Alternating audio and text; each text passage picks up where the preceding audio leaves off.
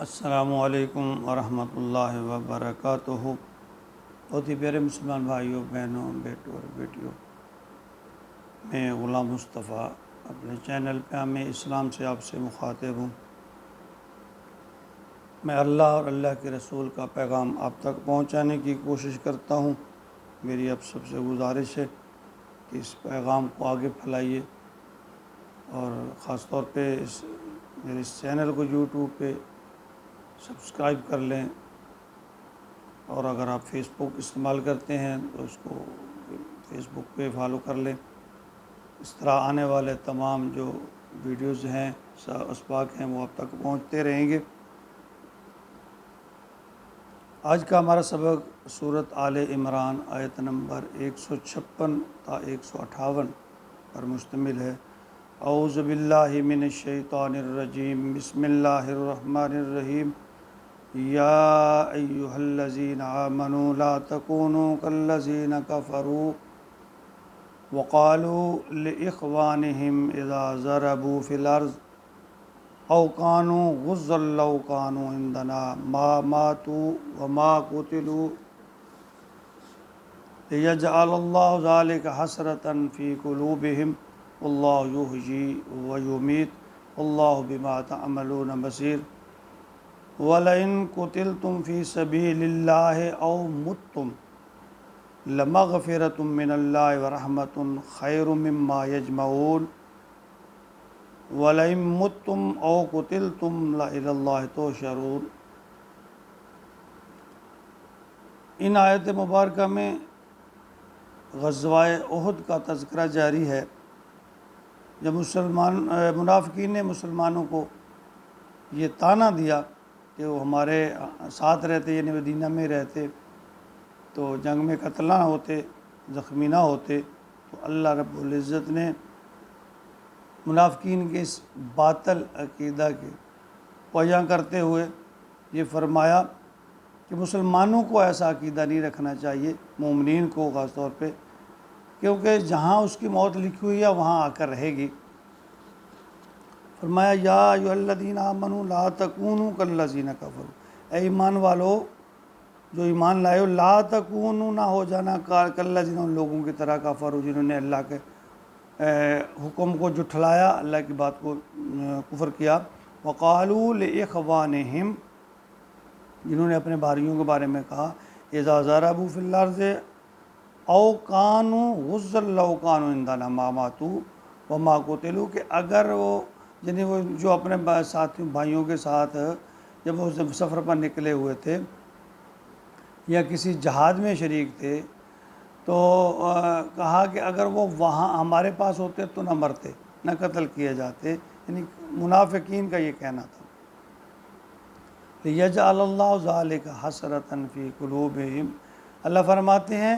یہ بات ان کی زبان پر اس لیے آئی ہے تاکہ ان کے دل جو ہیں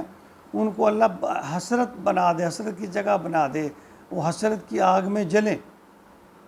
واللہ یحیی و یمیت، اللہ ہی مارتا اور زندہ کرتا ہے، یعنی اللہ زندہ کرنے والا، وہی زندگی اور موت اللہ کے ہاتھ میں ہے۔ واللہ بما تعملون بصیر، اور جو کچھ تم کر رہے ہو نا اللہ اسے دیکھ رہا ہے۔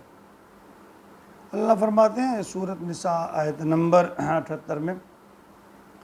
اینما تکونوا یدرککم الموت وَلَوْ كُنْتُمْ فِي بُرُوجٍ مُشَيَّدَةٍ، کہ تم کسی قلعہ بند جگہ پہ، کسی بڑے بڑے برجوں کے اندر بھی اپنے آپ کو چھپا لو، جب موت کا وقت آئے گا تو موت آ کر رہے گی۔ جب موت آنی ہی ہے تو کیا ہی بہتر ہے کہ اللہ کی راہ میں موت آئے۔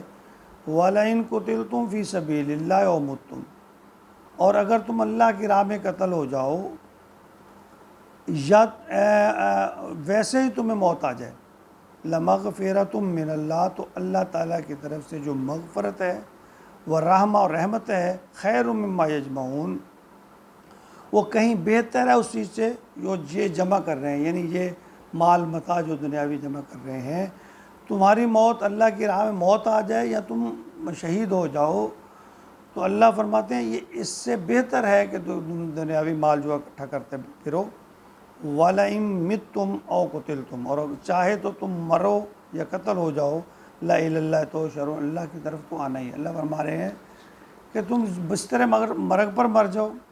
یا تم اللہ کی راہ میں شہید ہو کر میرے پاس ہو، آنا تو بالآخر میرے پاس ہی ہے نا۔ یہ اللہ کی حکمت ہے۔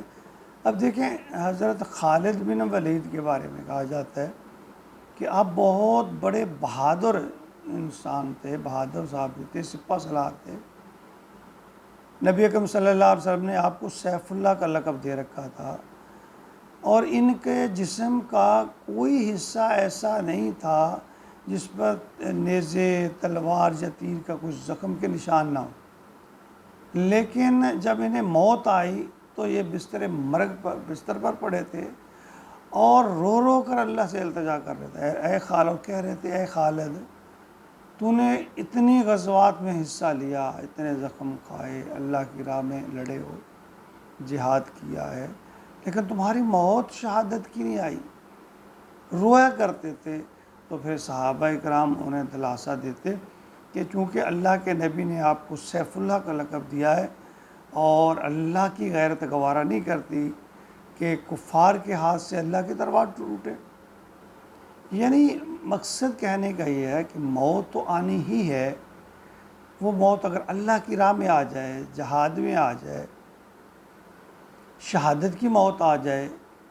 خاتمہ خیر پہ ہو جائے، تو اس سے بڑی اور خوش نصیبی کی بات کیا ہے۔ تو اللہ نے کفار جو منافقین تھے ان کی بزدلی کا تذکرہ فرمایا، اور مسلمانوں کو یہ دلاسا دیا ہے کہ تمہاری جو موت ہے خیر کی موت ہے، اللہ کے راہ میں لڑتے ہوئے جو جہاد تم شہید ہو، موت تو ویسے بھی آنی تھی لیکن تم کامیاب ہو کر اللہ کی طرف لوٹ رہے ہو۔ اللہ کہتے ہیں سب نے جو بستر پہ مرے گا، جس طرح کی بھی موت آئے گی، آخر تم نے آنا تو میرے پاس ہی ہے نا۔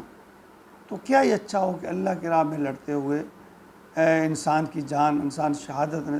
پا جائے اور قیامت کے دن اللہ کے ہاں سرخرو ہو جائے۔ اللہ تعالیٰ ہمیں، اور یہ ہر مومن کے دل کی خواہش ہونی چاہیے، تمنا ہونی چاہیے، منافق کے علاوہ ہر مسلمان کے دل میں یہ خواہش ہوتی ہے